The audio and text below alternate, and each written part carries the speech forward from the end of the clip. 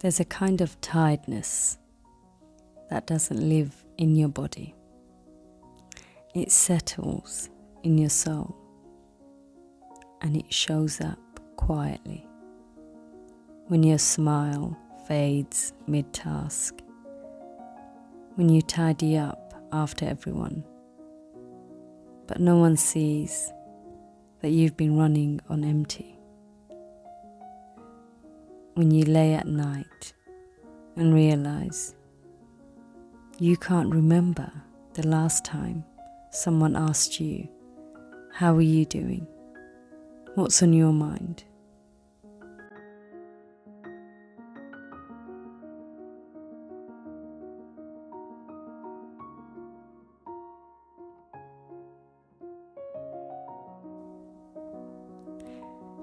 It's not that you're falling apart.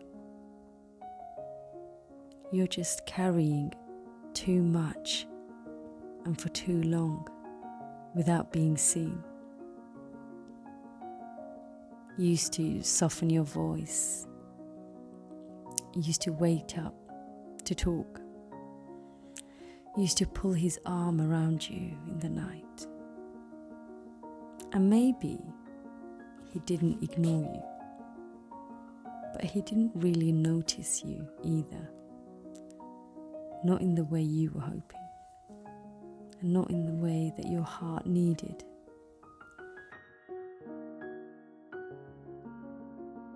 So eventually, you stopped reaching. You started folding laundry without speaking. You made dinner without waiting for praise. You stopped hoping that the silence would turn into something. And this isn't about blame. It's about where you've been searching. You thought that if you worked hard enough, loved gently enough, were patient long enough, that he'd give you that peace that your soul was aching for.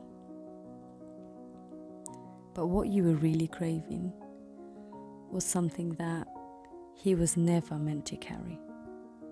Because tranquility, mercy, that doesn't come from him.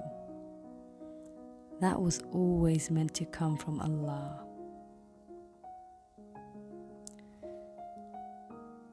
So you shifted.